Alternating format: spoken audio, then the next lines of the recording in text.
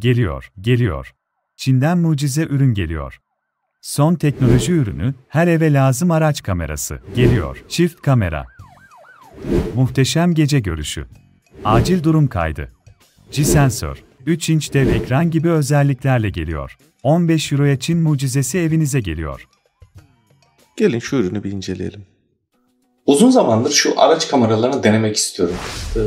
Bu işe de çok para vermek istemiyorum. Çok basit bir tane alıp kurabilir miyim, çalıştırabilir miyim, bir işime yarar mı diye düşünüp duruyorum. Bakalım, sizle beraber bakalım. Ucuza bir kamera bulmaya çalışalım. Özellikle Çin'den bakabiliriz. Alalım, deneyelim, bakalım sonuç ne olacak hep birlikte görelim. Amazon'da araç kameralarına bir bakalım. Pahalıdan ucuza doğru gelince oldukça yüksek fiyatlar görebiliyorum. Muhtemelen çok iddialı cihazlar bunlar. Şöyle ucuzdan pahalıya doğru bir sıralayalım. Ama çift kameralı olsun. Hem dışarıyı hem içeriği görelim. Çinli bir sitede şöyle bir kamera buldum. Aradığım özellikleri karşılıyor gibi. Gece görüşü de iddialıymış. İddiasız bir ürün görmedim ki ben bu sitelerde. Biri de desin ki işinizi görür işte.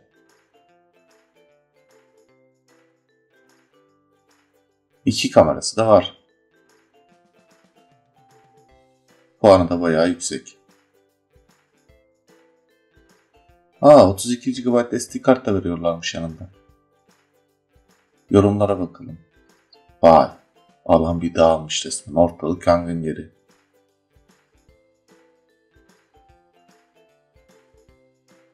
İyi görüntü, kolay çalışma, stabilite, her şey var. Hadi ekleyelim bakalım. En fazla 18 euro kaybederiz.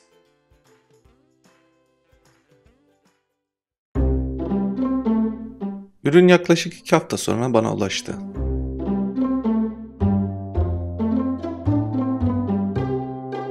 İçinden ana cihaz, bir küçük kamera, bir çakmaklık kablosu ve bir yapıştırma aparatı çıktı.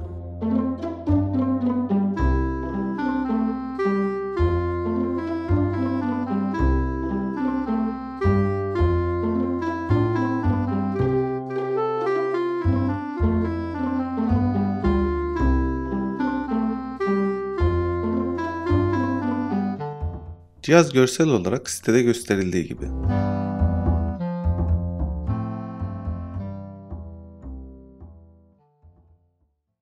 Ben şimdi evdeki güç kaynağımı kullanarak cihaza 12 volt vereceğim. Siz tabi bunu çakmak soketinden vereceksiniz kendi kablosuyla. 12 voltu verince cihazın ışıkları yandı. Giriş ekranını gördük. Hemen bir sağ tarafındaki düğmelere bakalım neymiş bunlar. En üstte OK düğmesini görüyorsunuz. Menüler arasında gezerken OK vermek için bu düğmeyi kullanıyoruz. Bir altında mod düğmesiyle kameranın video veya fotoğraf modu arasında geçiş yapabiliyorsunuz. Hold düğmesiyle bunlar biliyorsunuz SD kartlar dolunca önceki kayıtları silerek geliyor. Silinmesini istemediğiniz görüntüleri hold düğmesiyle kilitleyebilirsiniz. Power düğmesiyle de ekranımızı açıp kapatıyoruz.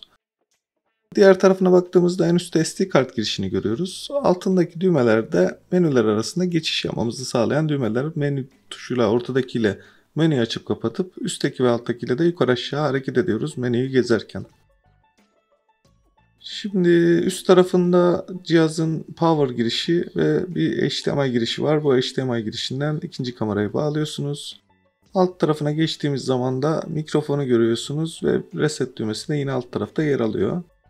Genel olarak kameranın bütün özellikleri bu şekilde. Üzerindeki düğmeler, girişler bu şekilde. Bir menüsüne bakalım neler varmış menüsünde. Menü düğmesine basarak menüyü açalım. En üstte çözünürlük ayarı var. 1080p ile 720p arasında seçim yapabilirsiniz. Bir altta resim kalitesi var. Ben burada 3M'i seçtim. En kaliteli fotoğraf çekimlerini yapsın diye fotoğraf çekim için pek kullanılmayacağız ama bunu siz de istediğinizi seçebilirsiniz. Bunlar biliyorsunuz parça parça kaydediyor. SD karta videoları kaçar dakikalık kayıtlar halinde kaydetmesini loop recording'den ayarlayabilirsiniz. Beyaz dengesini otomatikte bıraktım. Parlaklık ayarını arttırıp azaltabilirsiniz bu EV menüsünden. Bir altında yer alan Motion Detection'dan hareket algılamayı açıp kapatabilirsiniz. Bir sonraki sayfaya geçtiğimde ses kaydını açıp kapatabilirsiniz. Park halindeyken uyanmayı açıp kapatabilirsiniz. Ekranda tarih göstermeyi açıp kapatabilirsiniz Date Tag'la. G sensörün hassasiyetini ayarlayabilirsiniz. Ben ortada bıraktım. Time Setting'den tarih saat ayarlarınızı yapabilirsiniz. Otomatik ekran açılış kapanış süresini ayarlayabilirsiniz. 3 dakikaya ve 1 dakikaya veya devre dışı bırakabilirsiniz. Dil paketinde Türkçe var burada. Türkiye yazmışlar. Türkiye'yi seçip Türkçe'ye çevirebilirsiniz. Flicker dediği ekran yenileme hızı 50 Hz veya 60 Hz frekansında çalışsın diye. Ekran koruyucunun devreye girme süresini ayarlayabilirsiniz. Format atabilirsiniz. Cihaz resetleyebilirsiniz ve versiyonunu burada görebilirsiniz. Genel olarak menüleri bu şekilde. Burada örnek olması açısından bir tarih saat ayarı yapalım. Tarih saat biraz geri kalmış gibi. Tarih doğru gerçi 18 Şubat bugün. Gerçi 2023 ama kalsın öyle. Uğraşmayalım şimdi. Saat bakalım 22:37 gibi 36-37 gibi bir şey. 22 ayarlayın burayı. Dakika kısmında 36-37 bir şey ayarlayayım. Genel olarak ayarları bu şekilde. Oldukça basit bir yazılım var. Oldukça basit bir arayüzü var. Ayarlar da oldukça basit. Ayarlarımızı tamamladık. Artık cihazı kullanmaya başlayabiliriz. Test edelim. Araç kamerası kurmaktan yıllarca korkmuştum. Ama oldukça kolaymış. Öncelikle soketi çakmaklığa taktım. Sonra konsolun altında bulduğum aralara kabloyu sıkıştırdım. İhtiyaç olan yerlerde çift taraflı bant kullandım. İnce bir plastikle kabloyu aralara doğru ittirdim. Ara olmayan yerlerde çift taraflı bant kullanmaktan çekinmedim. Torpido kapağının arasında kullandım. Bu bölümde çift taraflı bantlardan yine destek aldım. A sütun üzerinde bir bez kaplama var. Kabloyu onun içine gizleyebilirsiniz. Ön camla üst döşeme arasına da kablo sığıyor. Kablonuz kamerada. Hadi bakalım şu kamerayı bir yollarda test edelim. Gündüz gözüne bir görüntü testi yapalım. Ana görüntüde ön kamerayı görüyorsunuz. Kenardaki görüntüde de iç kamerayı görüyorsunuz. Gördüğünüz gibi özellikle iç kameranın açısı hiçbir şekilde geniş bir açı değil. Çok dar bir açı. Arabanın sadece yolcu koltuğunu gösteriyor. Ön kameranın açısında çok geniş olduğunu söyleyemem.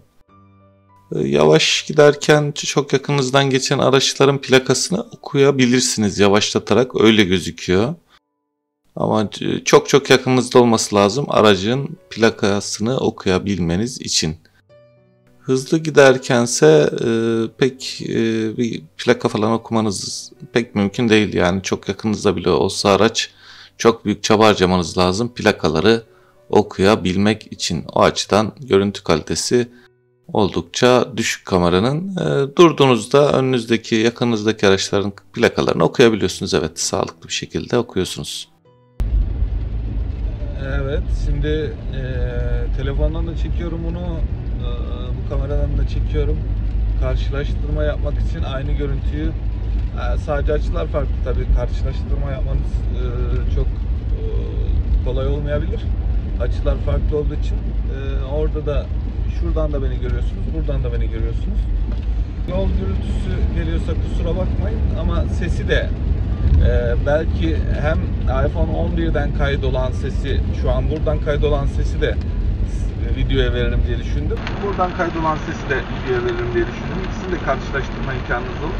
Bu şekilde alıp almama veya iç kameradaki görüntüyü önemsiyorsanız bu görüntünün kalitesi konusunda size fikir verebilir diye düşündüm. Bu arada hava çok yağmurlu. Karşılaştırma açısından güzel bir test olabilir. Tabii şurada benim sabit olarak gözükmemem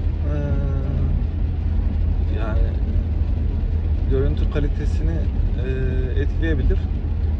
Hem iPhone'dan hem bu gördüğünüz görüntü ve ses şu an size iPhone 11'den gelen görüntü ve ses.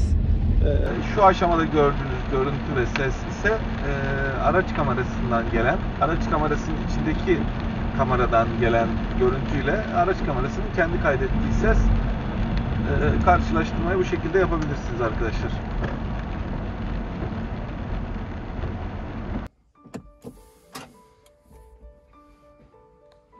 Şimdi arabaya bindik. Kontağımıza basalım. Ve kamera otomatik çalışıyor şu anda. Üzerindeki ışıkları gördük. Evet, bir splash screen de geldi. Kamera açılmış oldu kontağımızın açılmasıyla beraber. Evet, şu anda kameranın kendi görüntüsündeyiz. Aracımızı hareket ettirdik. Köşede görüyorsunuz tarih ve saat yazıyor. Bu gece kamerasının görüntüsü, dışarıyı gösteren kamera.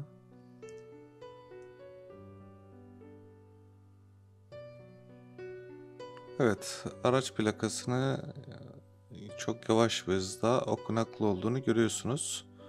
Ben sansürledim baştaki kısmı.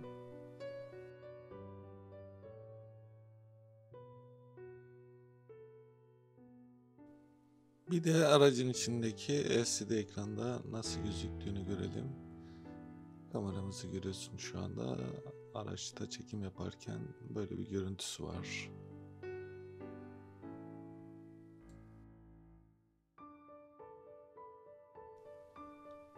Şimdi bir de test görüntülerine geçelim. Sileceklerimizi çalıştırdıktan sonra. Ana görüntüde dış kamerayı görüyorsunuz. Sağ üst köşede ise iç kamerayı görüyorsunuz. Öncelikle iç kameranın gece performansının tek kelimeyle berbat olduğunu söylemek gerekiyor. Yani çok gürültülü, pek bir ayrıntı seçmek mümkün değil. Kesinlikle karanlıkta, az ışıkta pek bir randıman vermiyor. Ana görüntü ise yani. Şimdi bir mikrofonu test edelim isterseniz. Mikrofon testi yapmak istiyorum bu aşamada. Kameranın ses testi. Kameranın ses testi. Ses deneme 1, 2, 3. 1, 2, 3, 3, 4, 5, 6, 7, 8, 9, 10. Yani ses fena değil gördüğünüz gibi. O küçük mikrofona gel. Herhangi bir plaka sansürlemesi yapmadım. Çünkü plakaların pek okunabilir olduğunu düşünmüyorum açıkçası. Şu anda şehir içinde hareket ediyoruz. Aydınlık bir ortamda. Siz de görüyorsunuz.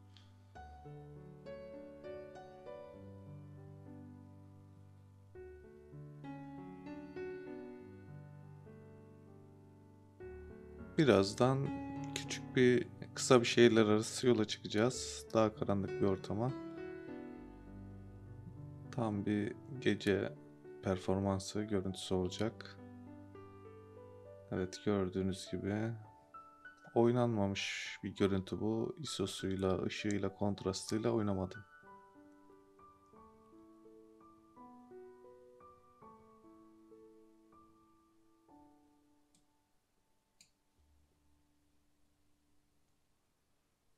Evet, gece performansı kameranın bu.